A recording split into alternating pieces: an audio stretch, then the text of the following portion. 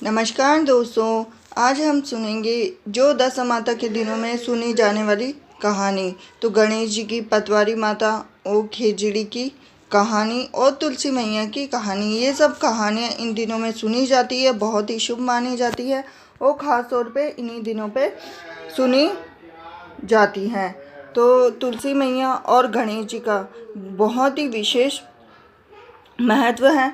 तो इन कहानियों को हम सुनेंगे एक साथ। तो सबसे पहले हम सुनते हैं गणेश जी की कहानी। गणेश जी की कहानी से पहले ओम गंग गणपते का नाम लेकर गणेश जी की कहानी को प्रारंभ करते हैं। तो एक बहन भाई थे, उन दोनों में बहुत प्यार था।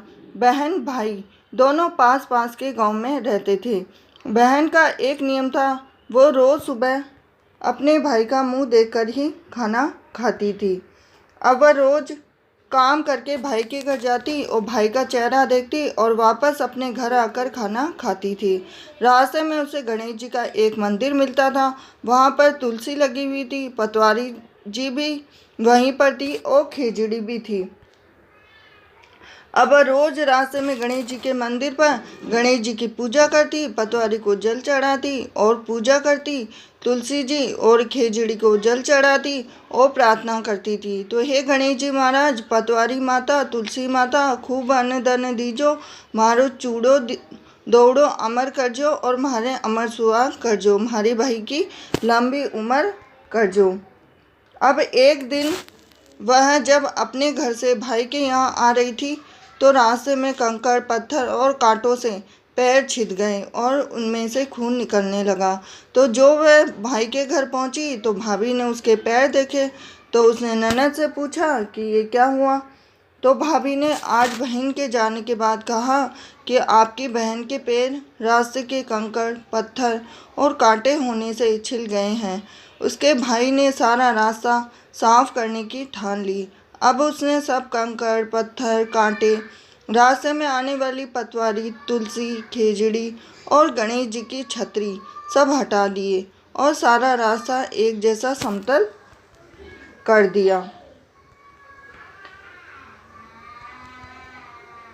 अब गणेश जी, पतवारी जी और गणेश जी, खेजड़ी, इन सब से क्रोध आया और उसका भाई वहीं गिर गया और गिरते ही उसके प्राण पखेरु निकल गए।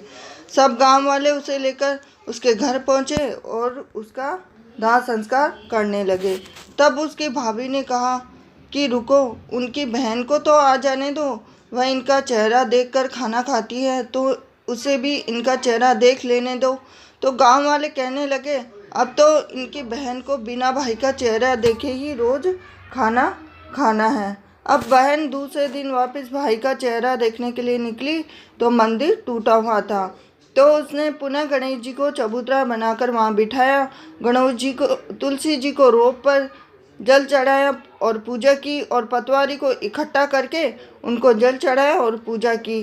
खेजड़ी को भी संभाल कर उसने जल चढ़ाया और उसने प्रार्थना की कि हे गणेश जी महाराज,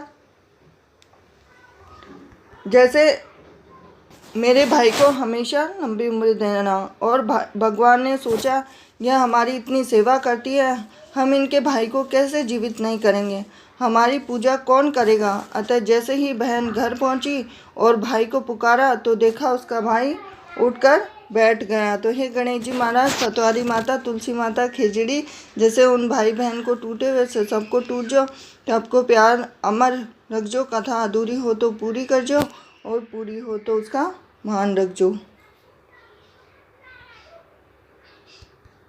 आशा करती हूँ कि आपको दशा माता के दिनों में सुनी जाने वाली गणेश जी, तुलसी, पतवारी और खेजड़ी की कहानी ज़रूर पसंद आई होगी।